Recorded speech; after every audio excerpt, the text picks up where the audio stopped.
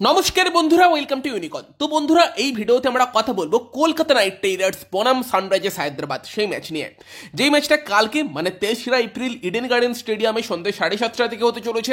সেই ম্যাচের আমরা কিছুটা ম্যাচ প্রিভিউ করব। সেই ম্যাচ থেকে কি আমরা এক্সপেক্ট করতে পারি, পিচ থেকে কি এক্সপেক্ট করতে পারি, বা দুটো দলের কোন প্লেয়ারদের দিকে নজর থাকবে সেই সব নিয়ে কথাবার্তা বলবো। ইন্টারেস্টিং ভিডিও হবে, লাস্ট অব্দি দেখতে থাকো। আমাদের চ্যানেলে প্রথমবার এলে আমাদের চ্যানেলটিকে সাবস্ক্রাইব করে তার পাশের বেল আইকনটাকে অন করে দিও। তো কলকাতা নাইট রাইডার্স বনাম সানরাইজার্স হায়দ্রাবাদ এই মরসুমের অন্যতম বড় একটা রাইভালারি হবার কথা ছিল। তার কারণ হচ্ছে লাস্ট মরসুম কেকেআর বনাম এসআরএইচ ম্যাচগুলো ইন্টারেস্টিং হয়েছিল, কারণ প্রথমত প্লে অফসে কেকেআর এসআরএইচকে হারিয়েছিল, ফাইনালে হারিয়েছিল এবং লিগ স্টেজের ম্যাচেও হারিয়েছিল, যেখানে হর্ষিত রানা চুমু দিয়েছিল। তো এসআরএইচ ফ্যানেরা একদম বদলা নেবার জন্য উৎসুক হয়েছিল। বাট মরসুমটা এখন অব্দি কেকেআর বা এসআরএইচের অতটাও ভালো যায়নি। 3টে করে ম্যাচ গিয়েছে, একটা করে ম্যাচ দুটো টিমই জিতেছে। এবং লাস্ট বছরের 1 নম্বর টিম আর 2 নম্বর টিম, 1 নম্বর টিম আছে 10 নম্বরে, 2 নম্বর টিম আছে 8 নম্বরে, মানে হায়দ্রাবাদ 8 নম্বর স্থানে আছে। ইন্টারেস্টিংলি 9 নম্বর স্থানে আছে রাজস্থান রয়্যালস, মানে 8, 9, 10 এখন Hyderabad, Rajasthan, KKR. Last year যদি দেখো, লাস্ট ইয়ার আইপিএল এর 1, 2, 3 ছিল কেকেআর, হায়দ্রাবাদ, রাজস্থান, সেই 3টে টিম এখন 8, 9, 10। আর যদি এখন আইপিএল 2025-এর টেবিলের টপ 3-তে দেখো, আরসিবি, পাঞ্জাব, দিল্লি এখন টপ 3, 3টে লেজেন্ডারি আইপিএল টিম।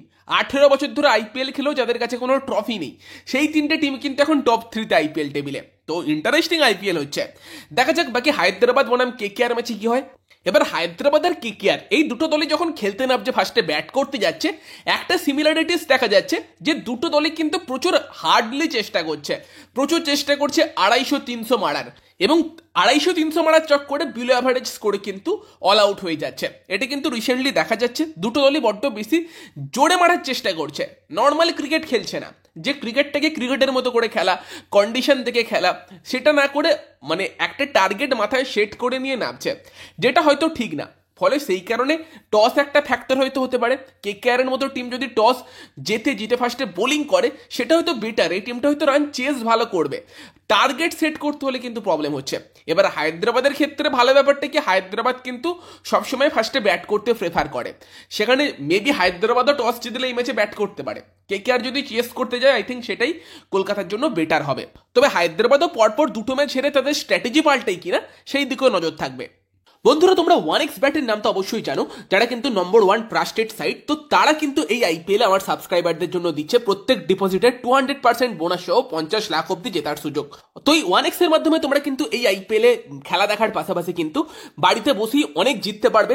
আমার প্রোমো কোড ইউনিক7 ব্যবহার করো এবং সিম্পলি প্রত্যেক ম্যাচের জাস্ট রেজাল্ট প্রেডিকশন করেই কিন্তু তোমরা বাড়িতে বসে অনেক জিততে পারবে।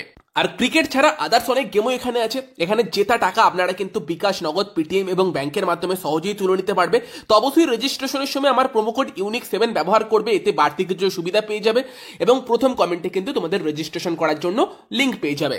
তো আবার যদি আমরা মেন টপিকে ফিরে আসি, সেখানে কলকাতা নাইট রাইডার্স বনাম সানরাইজার্স হায়দ্রাবাদ। এবার এই দুটো টিমেরই ব্যাটিং কিন্তু ভালো, বাট ব্যাটিংটা বড্ড বেশি 250-300 মারার চক্করে কিন্তু সেভাবে চলছে না। তো সেখানে অবভিয়াসলি আমি চাই কেকেআর ফার্স্টে বোলিং করুক, সেটা হয়তো কেকেআরকে বেশি স্যুট করবে। বাকি পিচের কথা বললে, ইডেনের পিচ নিয়ে প্রচুর কন্ট্রোভার্সি হয়েছে, তো কোন পিচে খেলা হবে সেই দিকে নজর থাকবে। তবে যেটুকু শুনছি সেটা হচ্ছে যে ইডেনের পিচ নিয়ে এত কথাবার্তা হয়েছে বলে দুখানা পিচ কিন্তু ইডেনে রেডি করা হয়েছে, একটা ফ্ল্যাট পিচ, একটা স্পিন পিচ। যেই পিচটা নাকি কেকেআর চাইবে সেই পিচটাতেই কালকের ম্যাচ খেলা হবে, এবং obviously I think KKR spin পিচটাই চাইবে।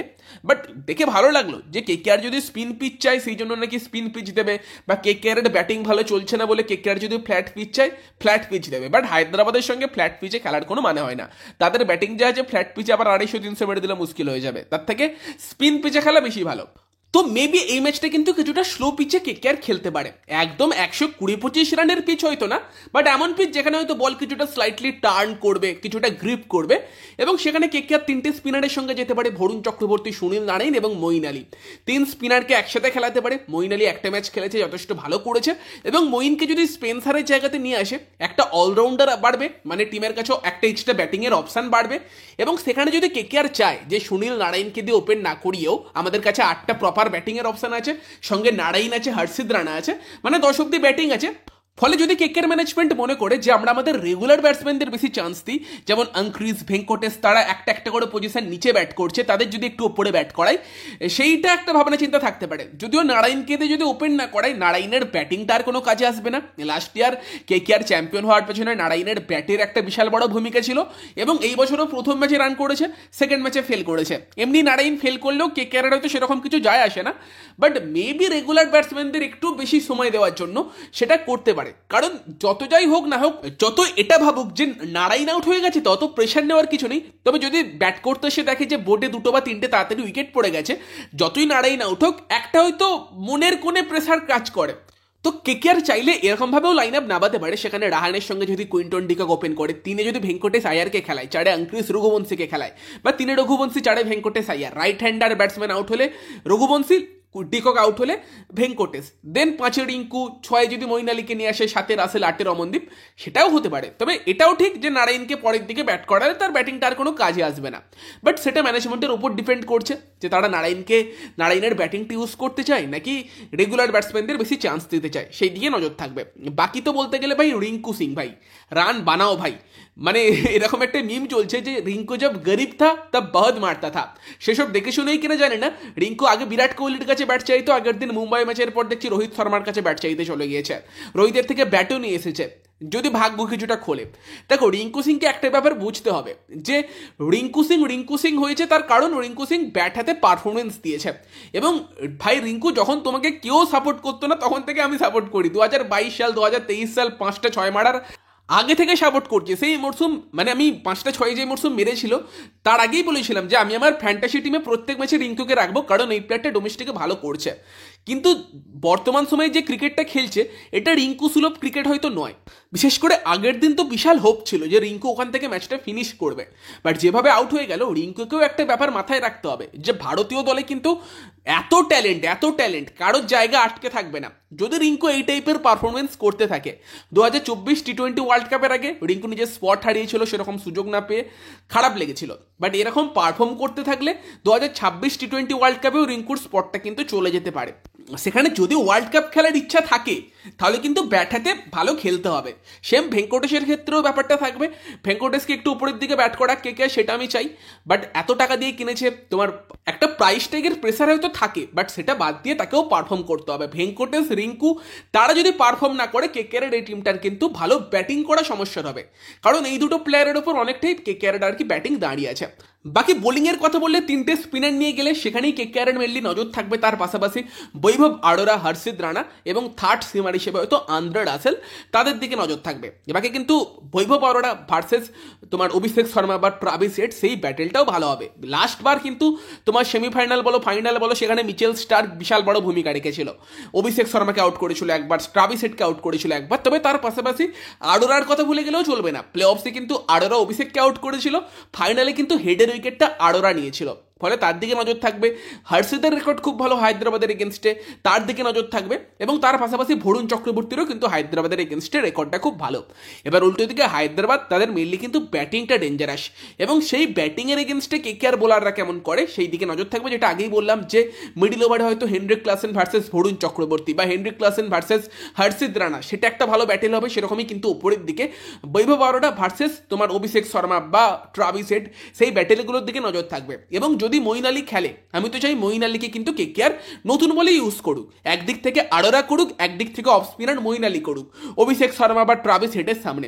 এফেক্টিভ স্ট্র্যাটেজি হতে পারে, যেহেতু অফ স্পিনার এবং হায়দ্রাবাদের টপ 3 তোমার লেফট হ্যান্ডার। এবার সেখানে মিচেল স্টার্ক লাস্ট ইয়ার হায়দ্রাবাদের এগেনস্টে দারুণ করেছিল, বাট স্টার্ক তো এখন কেকেআর টিমে নেই। তোমার স্পেন্সার জনসন আছে, যাকে অস্ট্রেলিয়া টিম কিছুটা স্টার্কের রিপ্লেসমেন্ট হিসেবে দেখছে নিজেদের টি-20 স্কোয়াডে বা টি-20 সাইটে। তবে একটা ব্যাপার কি, যে স্টার্ক আর স্পেন্সার জনসনের মধ্যে পার্থক্যটা হচ্ছে স্পেন্সারও ট্যালেন্টেড, বাট স্টার্কের মতো তো সাহস স্পেন্সারের নেই। স্পেন্সারের লেন্থটা একটুখানি পেছনের দিকে থাকে, একটু হার্ড লেন্থে বোলিং করে, সেখানে স্টার্কের সাহস আছে। স্টার্ক জানে ওপরের দিকে বল করলে আমি মার খেতে পারি, বাট ওপরের দিকে বল করলে ডান্ডাও ভাঙতে পারি, উইকেট নিতে পারি, সেই সাহসটা স্টার্ক দেখায়, সেই জন্যই স্টার্ক এত উইকেট পায়। সেই তুলনায় স্পেন্সারের কিছুটা লেন্থ পেছনে, হয়তো স্পেন্সার 2-3 বার বিট করতে পারে, বাট সেই বল হয়তো উইকেটে লাগবে না। বাট স্টার্কের স্টার্কের ন্যাচারাল লেন্সটা কিছুটা সামনের দিকে থাকাতে স্টার্ক হেডের মতো প্লেয়ারকে বড্ড তাড়াতাড়ি আউট করতে পারে, সেটা একটা কিন্তু স্টার্কের সুবিধা থাকে। তো সেখানে স্টার্ক যেটা করেছে সেটা হয়তো স্পেন্সার করবে, সেটা হওয়ার চান্সটা কম। ফলে আমি তো চাই স্পেন্সারের জায়গাতে মঈন আলীকে দিয়েই কেকেআর শুরু করুক, এবং নতুন বল কিন্তু মঈন আলীকে তুলে দিতে পারে অভিষেক শর্মা, ঈশান কিষান বা ট্রাভিস হেডদের এগেনস্টে। সেক্ষেত্রে মিডিল ওভারটা বরুণ চক্রবর্তী এবং সুনীল নারায়ণ কন্ট্রোল করার সুযোগ পাবে। দরকারে তোমার আন্দ্রে রাসেল বা হর্ষিত রানাকেও মিডিল ওভারে ভালো বোলিং করতে হবে। তার কারণ হচ্ছে যে ক্লাসেনের মতো প্লেয়ার আবার স্পিন ভালো খেলে, সে চলতে শুরু করে গেলে ফাস্ট বোলারকে আনার দরকার হতে পারে। বা আগের দিন অনিকেত ভার্মা যে প্লেয়ারটা খেলছিল হায়দ্রাবাদে, সেই প্লেয়ারটাও কিন্তু স্পিন খুব ভালো খেলছিল। তো মাঝে মধ্যে কিন্তু রাসেল বা হর্ষিত রানাদেরও মিডিল ওভারে ভালো বোলিং করার দরকার হতে পারে। আর তার পাশাপাশি কিন্তু হায়দ্রাবাদের বোলিংয়ের কথা বললে সেখানে মোহাম্মদ সামির মতো একটা প্লেয়ার আছে যে নতুন বল সুইং করাবে। তো সেখানে মোহাম্মদ সামির এগেনস্টে কুইন্টন ডিকক বা অজিঙ্ক্য রাহানেটা কীরকম ব্যাটিং করে, বা মিডিল ওভারে প্যাট কামিন্স, জিসান আনসারি তাদের এগেনস্টে কেকেআর ব্যাটসম্যানেরা কেমন ব্যাটিং করে, সেটা অনেকটাই ম্যাটার করতে চলেছে। তবে ওভারঅল বোলিং অ্যাটাক হয়তো হায়দ্রাবাদের শক্তি নয়, হায়দ্রাবাদের শক্তি ব্যাটিং। এবং যদি কেকেআর বোলিং হায়দ্রাবাদের ব্যাটিংকে আটকে দিতে পারে, সেক্ষেত্রে কিন্তু কেকেআর এই ম্যাচটা জিততে পারে।